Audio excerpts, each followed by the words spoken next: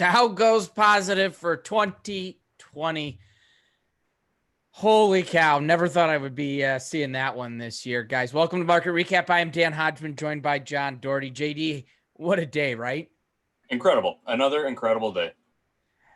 Incredible is an understatement. Coming in this morning, I mean, I saw, okay, basically as expected for GDP, basically as expected for jobless claims. I'm thinking, okay, it's not going to send too much volatility. I think we're going to see volatility when Jerome Powell starts speaking. And gosh, almighty. As soon as I sat down for the forecast this morning, I saw equities, we were doing okay. Crude was okay. And then we got to gold and currencies, and I was just like, oh my gosh, this is crazy. And this is great opportunities for a lot of people out there. You look at these equities. Today's one of those days where you're thinking that longer time frame, you're thinking a little bit. This is an opportunity for people to start loading in and maybe pushing this thing a little bit further, or maybe we're going to see some profit taking. So we're kind of entering into a fun end of this week here. We're not too far from Labor Day weekend. I've been watching the news, and apparently a lot of the helicopters are flying back into New York City from the Hamptons. So some of the big dogs are coming back. They're ready to eat. But nonetheless, I got to say this was unbelievable. Yeah, it was. It's an exciting time. I love watching it. New all-time highs every day. We're getting a boost in volume again. People are coming back in for sure. Saw a spike in volatility today. It came off a little bit recently, but I mean, we were talking about the VIX at 20 last week. Nice pop to 27 today.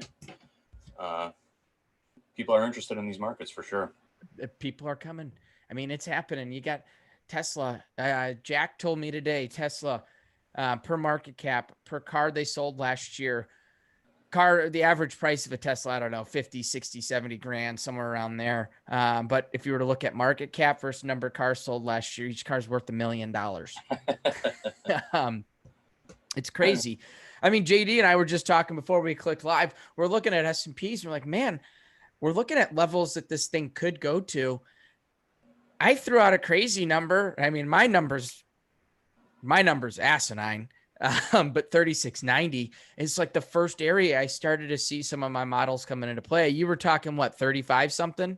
Yeah, I was up late last night watching the hurricane developments, and I just started drawing lines on the S&P chart, and I had a couple of them cross right around the 3522 area. So I really I don't have any valid reason for it, but it's something I'm looking at now. Right. And that's the thing. I think you do this stuff long enough, and when those things when it starts to align like that, you got to stick with it. I mean, that's how it is for myself as well. Some of the stuff doesn't make sense. I mean, I didn't think 3380 when I saw that one a month ago was valid, and that was a hell of a level last week. And now I'm sitting here thinking 300 more points, 200 more points now, up to 3690. It doesn't sound crazy at all. It's right. It's crazy. So, well, before we get too off track, let's go ahead and take a look at these charts, see what we had happen here today. Volatility was through the roof. First thing we're going to talk about here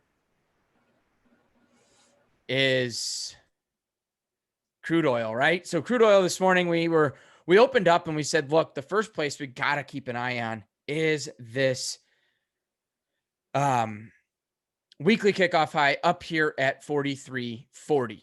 This market opened up, basically checked that out, which was also settlement price. Finally,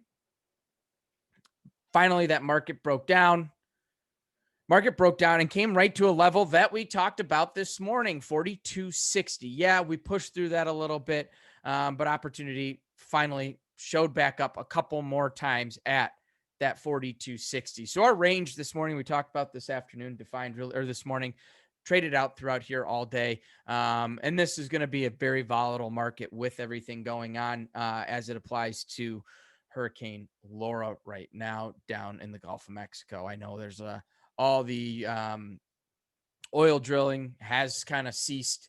So we got to keep an eye on that and keep those people in our thoughts. Next, let's look at the S&P 500. Market opened up, soared right up to new highs.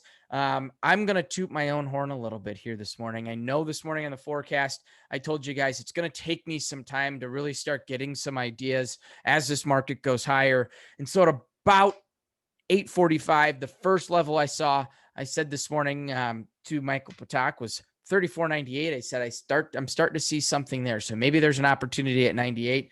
And I'm going to toot my own horn here. Paid out pretty nice if you took the short at 98. Now, coming from me, I'm not going to short 98. I'm looking at 98 for opportunity, right? I see this little bit of pullback. I'm probably going to want to get in on that. So I'm not saying I was able to get in on that short, but man, 98 played out well. And it just helps me validate my system and the way I look at these markets and some of these levels.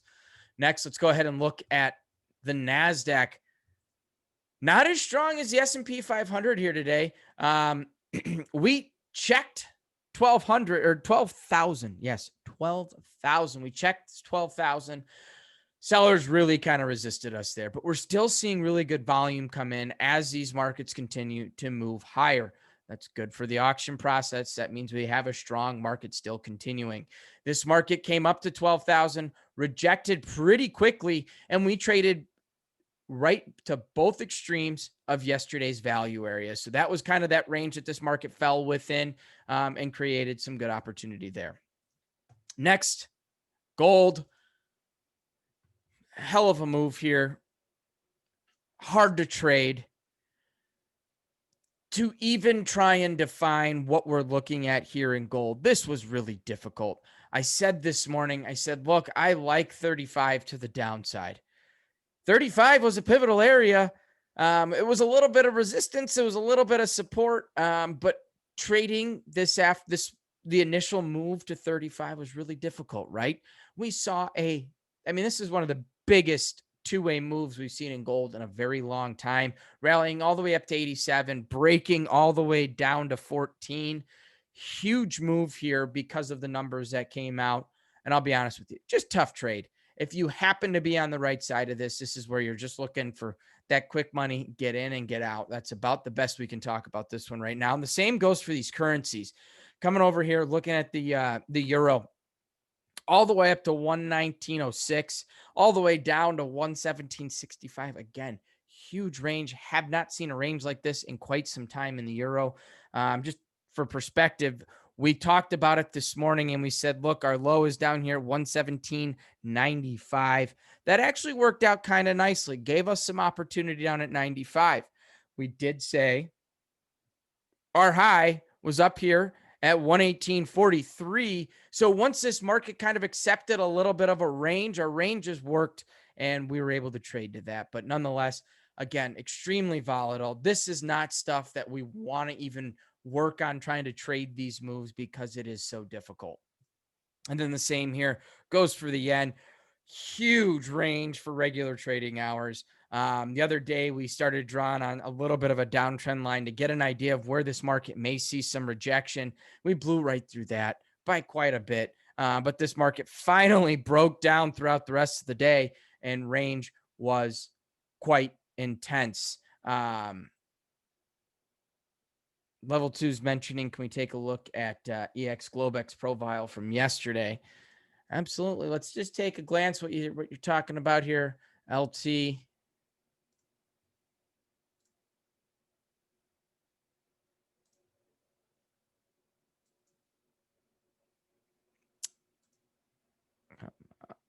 All right, here we go. Yeah, I mean, finding a lot of volume, point of control down here at 72. All right, guys, those are our markets here today. Let me stop this screen share. Say hello to everyone in here first off. Hello, Tanya, LT, good to see you. Oh, LT had a massive day. Nice job. Tanya got chopped up in my combine, but 2.5% up in my personal account. Nice job, Tanya. Currently at 34.95, sell on a micro, taking the day off tomorrow. Solid choice. Claudio, funded programs are so great. I would agree with that. I like that idea. To lose money with big scammers. All right, we got a troll in the room. Jose, good to see you. LT, zero pain on any entries. Gotta love the profile and bookmap. Nice. That's important. Once you find something that works for you, stick with it. Jose, 6K in his funded. Nice work. Actually, the average price of a Tesla is 41,000. Selling a lot more. Oh, okay. So there you go. The average price to buy a Tesla, 41K. But if you're basing it off a market cap per number of cars sold last year, it's $1 million approximately. They're only expected to make an additional 100,000 cars next year too. So their production it's going up, but it's not booming. I gotta say, you're not buying stock in Tesla. You're buying stock in Elon Musk and what else he can, the tunnels from Las Vegas to LA, right? Flying to a planet or building a civilization on Mars. I mean, you're investing in all that. He wants to start implanting USB chips in our brains at birth. Crazy. Who else we got here? Hey, Dag, good to see you. Scott, good to see you as well. KJ from Poland. Nice. KJ, we used to have an office in Poland, believe it or not. I don't remember where it was. So, JD, what are your thoughts here today? We touched on a few things already. That second look at Q2 GDP was a nice little improvement, almost a full percentage point. Weekly jobless claims came pretty much in line with expectations. A phenomena that Hogue pointed out earlier today, the ES and ENQ both made new all-time highs overnight and then took out those highs during the day section, which we haven't seen in a while. So sort of patterns are starting to shift just a little bit. It's something to keep an eye on. I'm still watching gold too. It seems a little flat to me. I mean, when I look at this daily chart, I have a bunch of moving averages. They're kind of condensing. The 5, 10, and 20-day moving averages they're all converging on each other. The 50-day moving average is still holding. I still feel like there's some strength there, but everything is still pointing lower. So I guess we'll just wait and see what happens there. As far as the eco calendar for tomorrow, the U.S. goods deficit and personal income and outlays, I don't see a whole lot except for maybe some Friday profit taking tomorrow. Or we're going to what'd you say, 36.90? 36.90. Yeah, it's going to be one or the other, I think, tomorrow. It's either we're off to the moon or we see the profit taking. I mean, I was looking at it. I mean, we're 150 point week or something like that in the S&Ps. At this point, there's a lot of people in really good money right now. I wouldn't be surprised going into, because following next week is the holiday, going back to school, all that type of stuff. I wouldn't be surprised to see profit taking tomorrow. But I also wouldn't be surprised if we get up to 36.90. I mean, it's tough. We can sit here and you can say, yeah, I wouldn't be surprised if I make money. I wouldn't be surprised if I lose money. It's a flip of a coin sometimes. It's 2020. Nothing sounds crazy anymore. Nothing's off the table. Well, like you said yesterday, I'm still laughing at your joke. A guy walks up to the bar, I'll take a Corona and two hurricanes. Speaking of, I hope JD's got a joke for us today. Don't you, Tanya? Yeah. LT wants to go to infinity and beyond. All right, before we kick the joke to JD, I've got this date in history. Pretty boring day in history. My mouse works. All right, the first one, 1955. The Guinness Book of World Records debuts in 1955.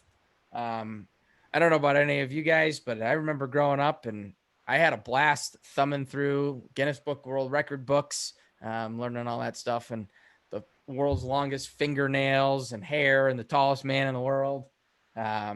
Always intrigued me. And then the other one on this day, 2007, Michael Vick pled guilty to his dogfighting crime. So that's what I got. JD, can you hit us with the dad joke? Did you hear the rumor about butter? Well, I'm not going to spread it. Hey-o. There we go. I don't know how much longer I can keep these up. It gets hard, right? It gets hard. It's almost uncomfortable. So what was I just about to ask you? You got any plans for the weekend? I know you're out tomorrow. Getting out of town or anything? Are you talking to me? Yeah. Yeah. I got one foot out the door already, kind of. Next week, going to Western Minnesota, spend some time on the farm. There you 10 go. days on the farm. A little bit off the grid. That'll be nice to shut off for a little bit, kind of step away from everything in the world. Yeah. Living in Chicago, I mean, I'm kind of, I won't say I'm trapped in the house, but there's not a whole lot to do outside right now. So just it's going to be different world down there. So that'll be good. That'll be good. I hope you guys enjoy that. Well, enjoy your time. I'm going to sign on out of here. JD, thanks for sitting down with me. Have a nice weekend. Everybody else, we'll see you back here tomorrow morning, 8 a.m. Central Time for the market forecast. Until then, stay safe, wash your hands, and we look forward to seeing you in the markets.